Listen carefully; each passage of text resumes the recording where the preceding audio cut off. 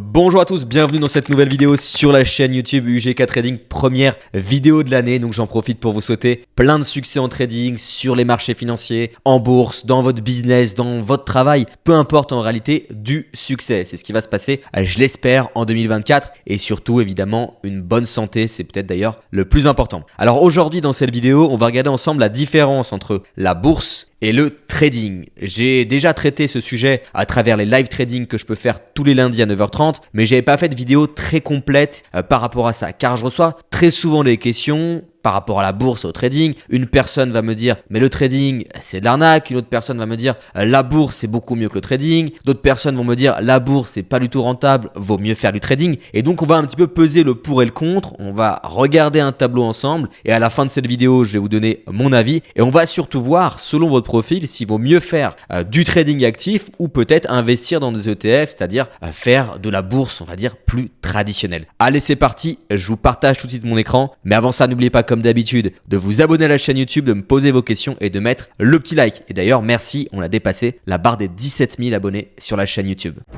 Découvrez votre programme avec IG, partenaire officiel du GK Trading. Voilà, on se retrouve maintenant sur mon écran d'ordinateur avec un tableau qui va nous permettre de différencier ce que c'est que la bourse du trading selon différents critères. Et donc à la fin de cette vidéo, tout de suite après, vous allez être capable de voir si vous avez plutôt un profil d'investisseur en bourse ou plutôt un profil de trader actif. Après, je pense, et je le répète dans certaines vidéos, que c'est bien de faire les deux, à la fois du trading et de la bourse. Alors avant d'aller plus loin, c'est important de savoir ce que c'est, de manière assez précise, la bourse et le trading. Déjà, il faut comprendre que c'est extrêmement lié, quoi qu'on en dise. La bourse et le trading, c'est le fait d'investir sur les marchés financiers, ou plutôt d'être sur les marchés financiers, que ce soit les cryptos, les indices, les devises, les obligations et j'en passe, c'est les meilleurs.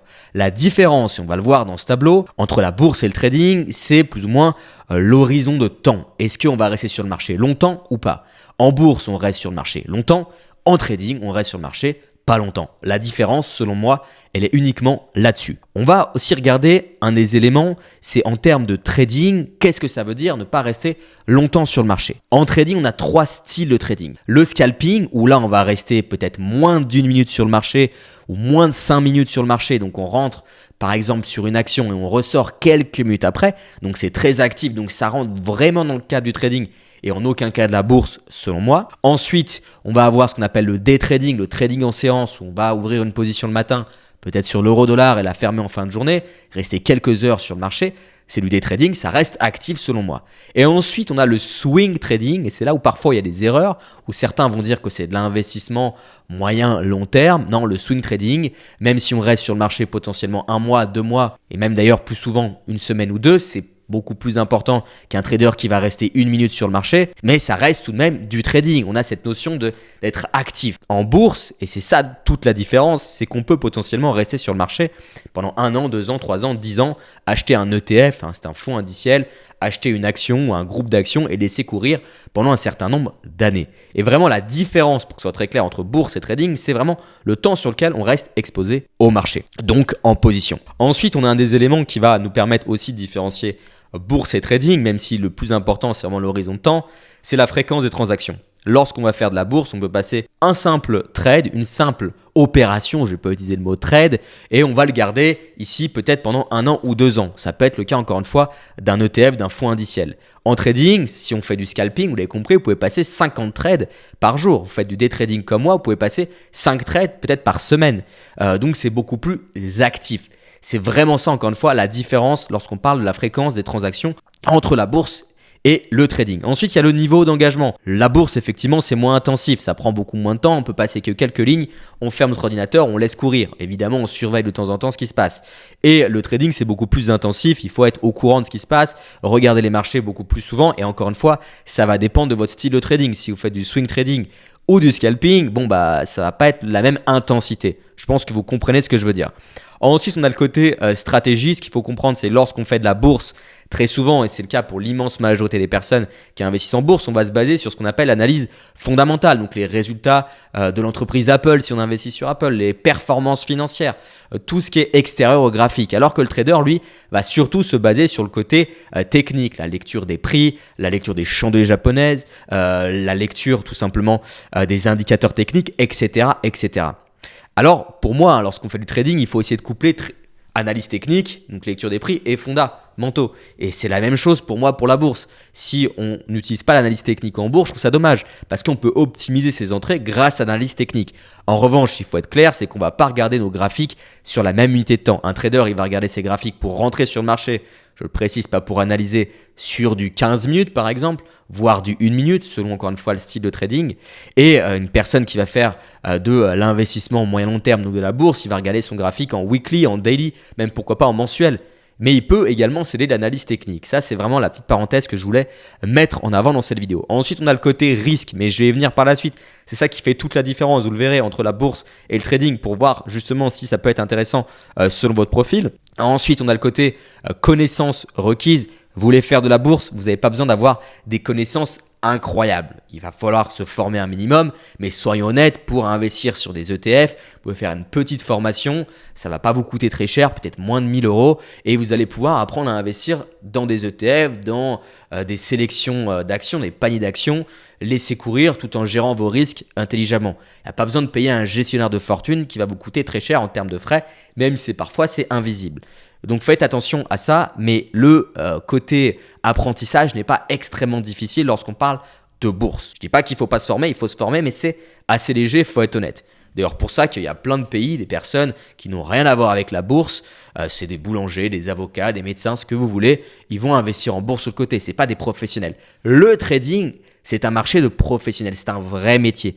Donc ici, au niveau de la connaissance, il faut une connaissance beaucoup plus poussée. Et donc, ça va me permettre de passer sur la slide suivante, côté formation en bourse. Vous pouvez vous former, mais c'est assez léger. Et ici, c'est écrit formation approfondie sur les marchés financiers et les stratégies trading. Encore une fois, le trading, c'est un métier. Et ça, c'est une grande différence. Ensuite, on a le côté stabilité financière. Bon, alors le trading, effectivement, ça revient un peu au côté du risque. Le trading, c'est un peu plus risqué parce qu'on reste sur le marché moins longtemps. C'est plus dynamique, c'est une approche différente. La bourse est par nature un peu moins risquée, surtout si on a une horizon de temps assez importante. Si vous investissez sur un an, je ne suis pas spécialement d'accord avec ça, mais si vous avez une horizon de temps assez longue, généralement la bourse, c'est assez intéressant. Encore une fois, je reprends le cas des ETF que j'utilise et que je maîtrise très bien. Sur un ETF, vous pouvez faire du 9% par an sans trop de difficulté annualisé. En revanche, on n'a pas forcément à être certain que sur l'année, par exemple 2024, qu'on va faire cette performance. On pourrait très bien perdre de l'argent. Mais si, encore une fois, on reste sur un horizon de temps assez large, c'est vraiment beaucoup plus stable que le trading. Mais encore une fois, ça dépend de vos compétences, de votre niveau, de vos stratégies. Il y a d'autres paramètres à prendre en compte. Au niveau des frais et des commissions, généralement, effectivement, lorsqu'on fait du trading, on va avoir plus de frais. C'est simple, on va passer beaucoup plus d'opérations de trading. Achat, vente, surtout si on fait du scalping. On peut prendre 10 positions, 20 positions, 30 positions dans la journée. Et donc, au final, vous allez payer du spread et à droite, à gauche, des frais d'une certaine manière à votre banque, à votre broker. Lorsqu'on fait de l'investissement moyen long terme, on laisse courir, on n'a pas des frais énormes. Après, ça dépend de la manière dont vous le faites. Si vous le faites avec un gestionnaire de fortune qui peut potentiellement prendre des frais, des markups, des frais de performance, etc., vous ne les voyez pas forcément, ces frais, mais ils existent. Donc, ça impacte évidemment votre performance. Donc, il faut quand même faire attention à l'intermédiaire financier sur lequel vous passez pour investir en bourse ou même d'ailleurs faire du trading. Ensuite, le temps nécessaire, effectivement, ça c'est le gros avantage de la bourse, c'est que ça prend pas beaucoup de temps. Tout le monde peut faire de la bourse tout en gardant son activité professionnelle à côté. En trading, ça prend beaucoup plus de temps. Après, ça dépendra évidemment encore une fois de votre style de trading. C'est pas aussi simple d'expliquer ça, mais si vous faites du day trading, vous passez 3, 4, 5 trades par semaine, c'est ce que je fais. Une fois que le trade il est lancé, vous avez votre stop loss, votre take profit et vous pouvez fermer la plateforme. Donc vraiment, ça va dépendre encore une fois de tout ça. La psychologie, la psychologie évidemment, en bourse, vous êtes moins soumis à la volatilité quotidienne, donc ça c'est important de le dire, et soumis à la pression psychologique quotidienne parce que vous êtes constamment sur les marchés. Mais encore une fois, ça va dépendre de votre façon de gérer vos risques et d'autres paramètres. Pour ma part, la psychologie n'est pas un problème de mon côté. Là, on parle plus d'ailleurs de psychologie de marché. Ensuite, côté des taxes, je ne vais pas rentrer dans le détail. Ça dépend de là où vous êtes situé. Ça dépend aussi de votre type de support sur lequel vous allez investir. C'est assez vaste à ce niveau-là. L'idée, tout simplement, c'est pas trop de se poser ces questions-là au départ. Pourquoi ? Parce que c'est un bon problème. Lorsque vous posez des questions par rapport à la fiscalité et comment optimiser, c'est lorsque vous gagnez beaucoup d'argent. À partir de ce moment-là, vous allez partir dans un autre pays, peut-être peut-être partir en Suisse, partir je ne sais où, ou peut-être rester en France et optimiser via des entreprises. Voilà, il y a différentes solutions, mais c'est un bon problème que j'ai pas envie de développer trop dans cette vidéo. Je vous ai d'ailleurs fait déjà une vidéo sur le sujet sur la chaîne YouTube. Maintenant, parlons des chiffres, à savoir de la performance que tu peux potentiellement faire avec la bourse et avec le trading. À partir de là, ça va te permettre de t'aider à savoir si tu vas plutôt faire de la bourse ou plutôt faire du trading. En revanche, quand on parle de performance, de rendement potentiel, il faut combiner ça avec le risque. Plus le rendement est élevé, plus le risque est élevé. Plus le pourcentage est assez faible qu'on va faire sur une année, plus le risque est faible. En fait, c'est lié. Il n'y a rien sans rien. C'est pareil en business, c'est pareil dans votre boulot. Si vous gagnez bien votre vie, c'est que potentiellement vous avez des responsabilités ou un métier stressant. On n'a rien sans rien malheureusement dans la vie. N'empêche qu'ici, on va différencier les deux, bourse et trading. Donc en bourse, lorsqu'on parle ici de 5 à 15%, c'est de performance annuelle. Donc quelqu'un qui sait bien investir en bourse, il peut viser assez facilement, je mets bien des gros guillemets, entre 5 à 15% avec des stratégies qui ne sont pas très complexes à mettre en place. Donc là, ça reste quand même assez rentable parce que n'oubliez pas, vous l'avez vu dans la présentation, en bourse, on ne va pas passer beaucoup de temps sur les marchés et c'est beaucoup moins stressant que le trading. Ensuite, le côté trading, un bon trader, parce que quelqu'un qui ne sait pas trader ou qui est débutant sans expérience, il peut faire moins 30%, voire perdre l'entièreté de son capital s'il ne sait pas gérer son risque. Là, je parle de performance pour des personnes qui sont des bons traders, des traders, on va dire, qui sont rentables tout simplement. Donc quand on fait du trading, vous l'avez compris, on passe beaucoup plus de temps sur les marchés. Donc heureusement qu'on va chercher un rendement plus important. Donc c'est entre 20 à 30%, voire parfois beaucoup plus selon les années et selon le trader. On peut aussi avoir des années, même pour des bons traders, on va être flat, voire perdre un peu d'argent. Mais globalement, c'est la target qu'on va viser lorsqu'on fait du trading et qu'on est assez bon. Entre 20 à 30%, voire encore une fois, un petit peu plus. Donc ce qu'on voit ici dans la performance entre la bourse et le trading, c'est que le trading il gagne. Le trading gagne largement. Le trading est beaucoup plus rentable à ce niveau-là. Ensuite, on a le côté risque. Donc le risque de la bourse, clairement, il est moins élevé parce qu'on va laisser ça sur du temps. On va pas mettre vraiment le problème de la psychologie là-dedans.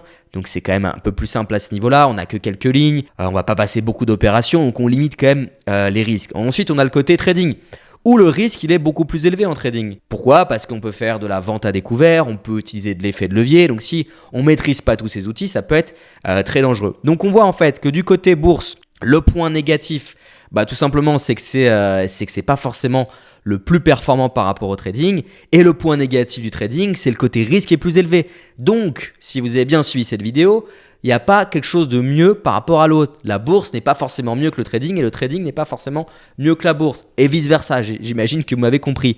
Donc l'idée, c'est de voir aussi selon votre emploi du temps, selon le temps que vous êtes prêt à consacrer, selon votre gestion des émotions, etc. Et si vous êtes prêt surtout à vous former. Dans ce cas-là, vous pourriez éventuellement envisager le trading. Donc, à partir de tous ces critères que je vous ai présentés dans cette vidéo, vous êtes, je pense, capable de choisir votre type d'intervention en quelque sorte sur les marchés financiers. Merci beaucoup d'avoir regardé cette vidéo. J'espère vraiment que ça vous a aidé et que j'ai vraiment éclairci ce sujet-là. Surtout pour ceux qui souhaitent apprendre pour le coup le trading. Et vous l'avez compris, il y a un besoin de formation assez poussé. Vous pouvez le faire à travers UGK Trading. Vous avez les liens dans la description. Et si vous avez des questions, vous pouvez réserver un appel stratégique avec moi. On fera un point par rapport à votre profil. Merci à tous et comme d'habitude, soyez très prudents sur les marchés financiers. C'était votre programme avec IG, partenaire officiel du GK Trading.